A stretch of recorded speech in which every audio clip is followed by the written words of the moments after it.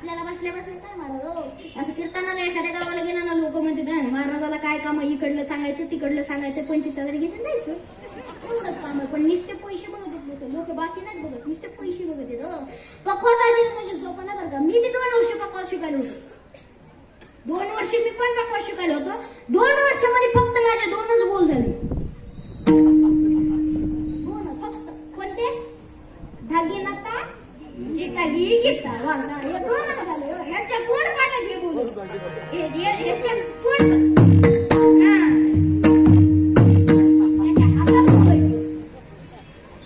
आपल्याला निसतात टाळीत नीट म्हणता येणार.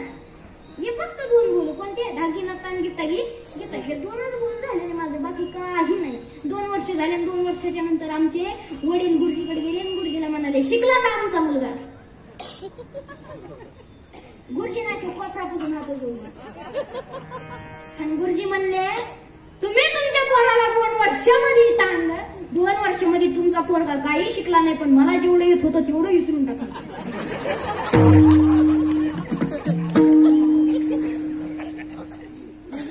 पक्वाजाजीने तर काय सोपं नाही, पक्वाजाजी नाही. हा अवघड आहे महाराज पक्वाजाजीने. पक्वाजाला बी अशी ताकद लागते, आमच्यासारख्याचं काम होतं महाराज नाही महाराज हो. त्याच्यामुळे पक्वाजाजीने सोपं नाही.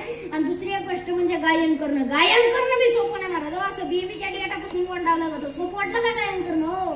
गायनाच्या यासाठी फक्त एकच सांगन, संगीत हे शक्ती हर घट में बसे राम. संगीत है शक्ति हर घट में बसे राम. रोगिणी को राग सुना के देती है आराम. ती म्हणजे संगीताची संगीताची ती म्हणजे ताकद आहे. संगीत इतकी ताकद नाही महाराज. गायन करणं म्हणजे एक बी सोपं नाही. असं बेबीच्या डेटापासून वरडावं लागत आहे महाराज. गायन करणं सुद्धा कसं आहे सोपं नाही, गायन करणं सुद्धा अवघडच आहे. आणि दुसरी गोष्ट म्हणजे तुम्हाला वाटत असेल पक्वाज अवघड आहे, गायन अवघड आहे, म्हणजे कीर्तन सोपं असं चुकून नाला लागलं. कीर्तन करणं म्हणजे सोपं वाटलं का? इथं आलं पुढची दिसते बघितली की असं इथं थरथर होत आहे. सोपं नाही महाराज. आता कीर्तन झाल्याच्या नंतर रोज आभार म्हणाल कोण असतं?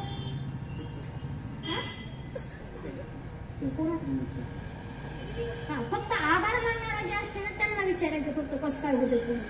हा जे रोजचे मानतात त्यांना काय नाही वाटत, पण एखादा नवीन उठवायचं त्याला विचारायचं मानावं.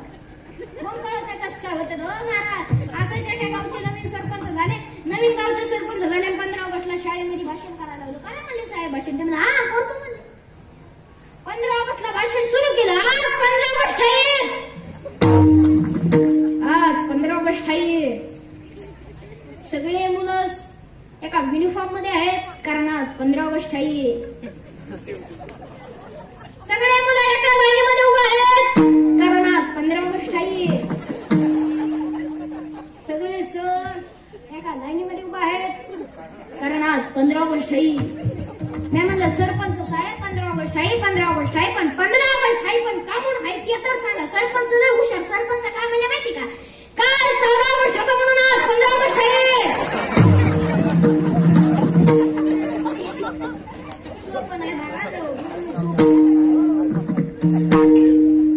बोल बोलता सोपी वाटेल, करणी करिता चिर कापे. बोलणं सोपं नाही, करणं अवघड आहे महाराज. बोलणं सगळ्याला प्रत्येकाला सोपं वाटते, पण करणं कसं आहे अवघडच आहे महाराज. त्याच्यामुळे कीर्तन करणं हे अवघड बरं का लय महाराज. असंच एक जण एका गावाला कीर्तनाला गेलो आणि कीर्तन झालं एक जण आभार मानायला उठला. आता नवीन रोजचे जे आभार मानाले होते ते म्हणजे दुसऱ्याला गेले तर मला मानायला लावले. ते म्हणलं मानतो आज आभार, काय टेन्शन आहे मला. एखादा चुकला हुकला शब्द तरी आज बाल कीर्तन करायचं मला मानतो आभार. कुठला आभार मानायला सुरू आज महाराजांनी कीर्तन खूप छान केलं आहे बरं का. म्हणून गावच्या वतीनं व माझ्या वतीनं महाराजांना भावपूर्ण श्रद्धांजली.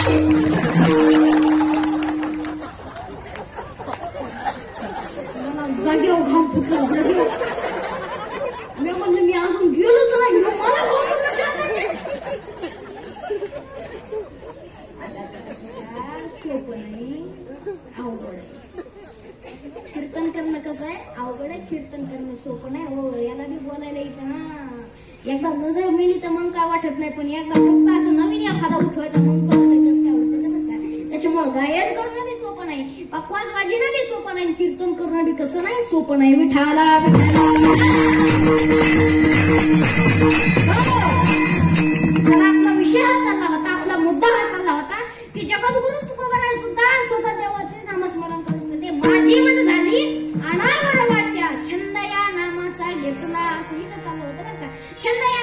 घेतलं असेल. तुकोबाराय म्हणता माझी वाचा अनावर झाली, मी कुठे का मला याचं सुद्धा मला भान राहिलं नाही. फक्त आमच्या जीवनामध्ये फक्त आमच्या मनामध्ये फक्त विठ्ठलच राहिला, विठ्ठल विठ्ठल फक्त एवढंच बोलले ना.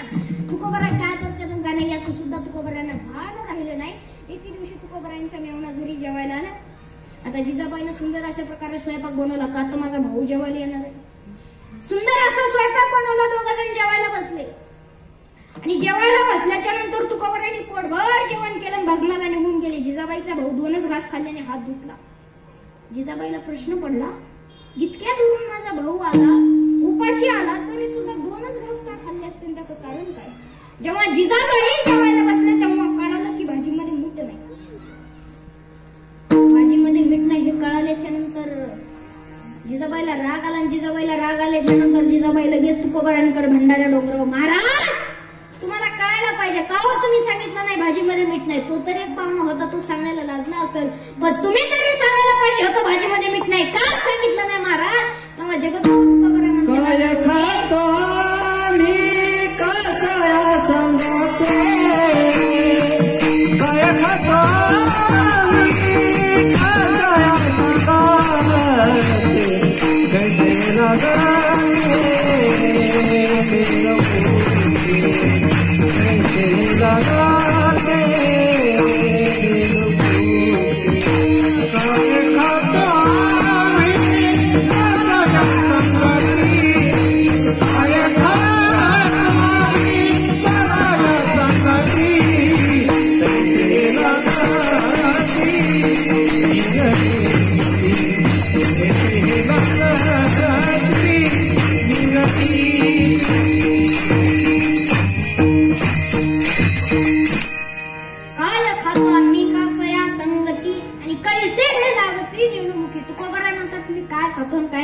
सुद्धा भान राहिलेलं नाही.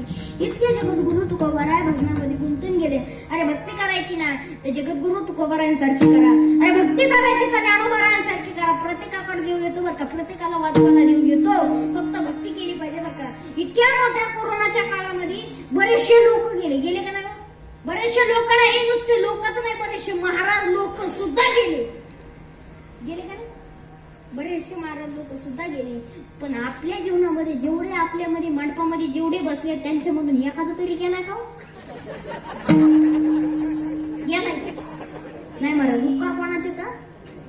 देवाचे उपकारच आपल्यावरती. हो, देव जो सांभाळते मग कुठल्या प्रकारचा स्वार्थ का मी सांगतो तुम्हाला. हो, का आपण देवाला पैसे दिलेत आम्हाला सांभाळून? संतांना पैसे दिलेत का? नाही महाराज, कोणालाच पैसे दिले नाही, पण तरी सुद्धा सांभाळते. देवाला काय आपली काळजी आहे, पण त्याच्यामुळे काय केली पाहिजे? देवाची आपण भक्ती केली पाहिजे. काही लोक भक्ती करतात, देवाचं नामस्मरण करतात, आणि काही देव जर प्रसन्न झाला तर काय मागावं हे सुद्धा कळत नाही बरं का. काय हो, एक जणाला कोरोनाच्या काळामध्ये देव प्रसन्न झाला. कोरोनाच्या काळामध्ये त्यानं देवाला काय मागितलं माहिती का? हे चिदान देगा देवा, ते बाबा तुझा विसर नाही म्हणलं, ते काय म्हणलं माहिती का? हे चिदान देगा देवा, शेजाऱ्याला कोरोना व्हावा, त्याला कोरोना झाला की घेऊन तुझ्याकडे येऊन तूच क्वारंटाईन होऊन बसावा. असं मागणं असतं तुम्हाला? नाही काय मागत मला लोक लय आवडे. हो नाही, कुठे असं मागणं असतं का? नाही महाराज, मागताना सुद्धा चांगलं मागितलं पाहिजे बरं का. हो नाही, कोरोनामध्ये लय महाराज इतका असा लय अवघड झालं कोरोनामध्ये. असं एक कीर्तनामध्ये एक व्यक्ती बसला होता, खोकाला शिकला. मी म्हणलं बाबा तुम्हाला कोरोना आहे वाटतं, तुम्ही कोरोनाची टेस्ट करून या. ते म्हणला ठीक आहे. ते दवाखान्यामध्ये गेलं, ते टेस्ट नाही केली, ते डॉक्टरचे सांगा खोकलं शिकलं वापस. मी म्हणलं केली का टेस्ट? ते म्हणलं हा केली टेस्ट. मी म्हणलं काय निघालं? ते म्हणलं 2 तासात रिपोर्ट येईल. मी म्हणलं कसं काय? ते म्हणलं मी माझी टेस्ट नाही केली, मी त्या डॉक्टरच्या अंगावर खोकलं शिकलो, आणि त्या डॉक्टरचा आता रिपोर्ट येईल, आणि त्या डॉक्टरचा जर रिपोर्ट आला तर मग मला कळून मी पॉझिटिव्ह का निगेटिव्ह.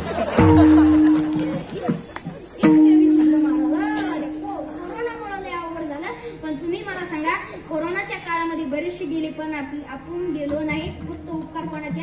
देवाचे आपल्यावरती उपकार आहेत. त्याच्यामुळे देवाची काय केली पाहिजे? भक्ती केली पाहिजे. आणि भक्ती करत असताना देव प्रसन्न झाला तर मागणं सुद्धा चांगलं मागितलं पाहिजे. तुकोबारांसारखं मागणं मागितलं पाहिजे. हे चिदान देगा देवा, तुझा विसर न व्हावा, तुझा विसर हे पडला पाहिजे असं काहीतरी दे. तुकोबारांनी असं मागणं मागितलं. आपल्यासारखं मागणं नसलं पाहिजे बरं का. हो, 3 जण काळे होते आणि काळ्याला देव प्रसन्न झाला. काळे आडनावचे नव्हते, काळेच होते, आणि त्यांना देव प्रसन्न झाला. पहिल्याला म्हणला सांग तुला काय पाहिजे? पहिला म्हणला देवा मला गोर करा गोर,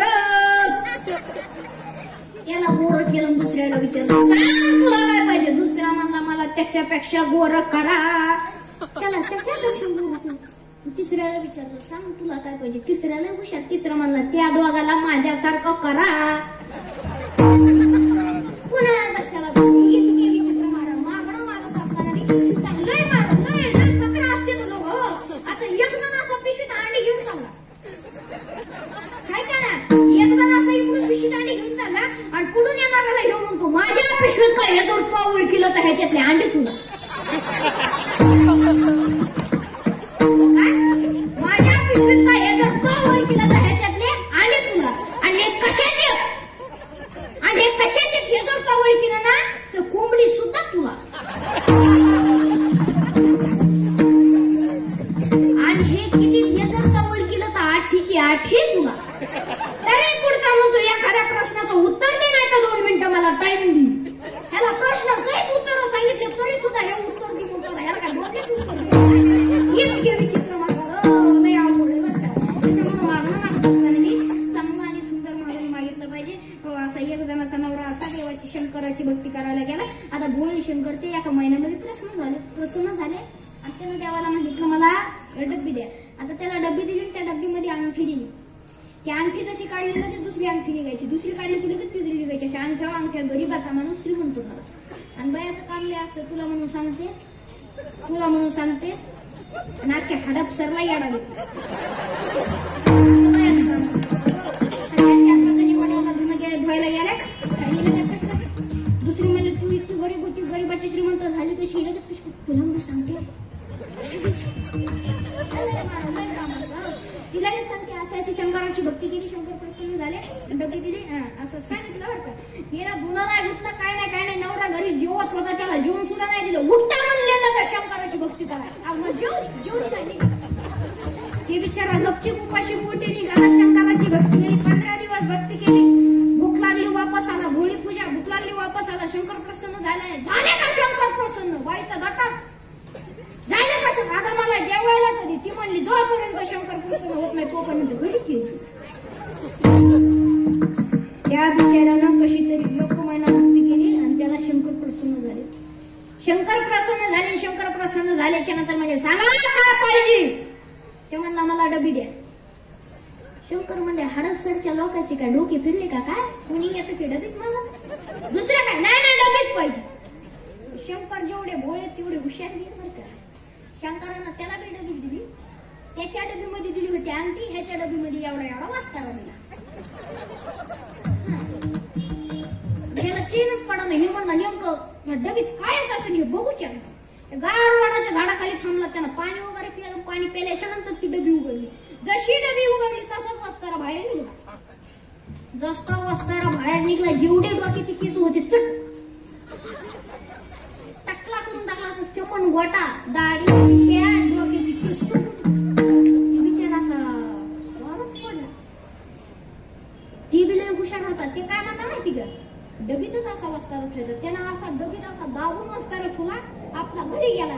आणि घरी गेल्याच्या नंतर बायकोनं लागूनच ओळखलं. नवरा घरी आला, तिच्या हातात डबी दिली, जेवण वगैरे केलं. जेवण केल्याच्या नंतर बाई म्हणली काय जाताना तर तुम्हाला केस होते, येताना कस काय? ते म्हणला येता बालाजी करून आलोय. बालाजी करून आलो. घरी आल्याच्या नंतर बघा आता बयानं काय केलं माहिती का? त्याने जेवण वगैरे केलं, ते आपला पूजा का ते आपला घराच्या बाहेर निघून गेला. आता त्या बाईनं हळदी कुंकाचा अगोदर कार्यक्रम ठेवला. त्या डबीला हळदी कुंकू लावायचं.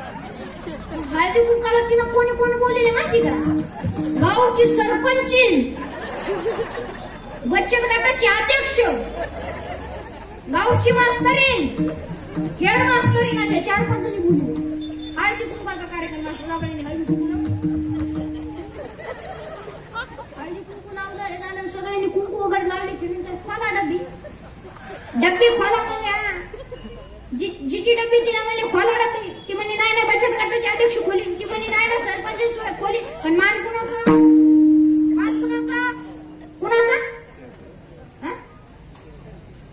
सरपंच सरपंच साहेबांना म्हणलं, खोला डबी. सरपंच मॅडम गेल्या पुढं, ठीक आहे डबी हातात घे.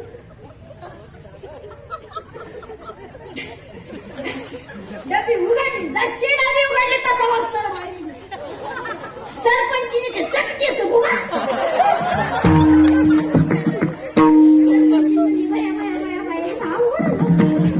सरपंची झाली की मध्ये बचत करते. गावची मास्तरी, घराची मालकी. सरपंची म्हणती या डब्यात काय होतं? ती म्हणती वस्तारा होता. सगळे आपापल्या घराच्या दिशेने निघाले. जाता जाता चिरकी म्हणतात महानाव होतं लय हानी मला. आपापल्या घरी येणारा असा नवरे त्यांचे जेवत होते नवरा असा दाखवूनच नव्हती. वाटेल ना आपलं दिसतंय नंबर प्लेट बदलली. चला आपला विषय हा चाललाय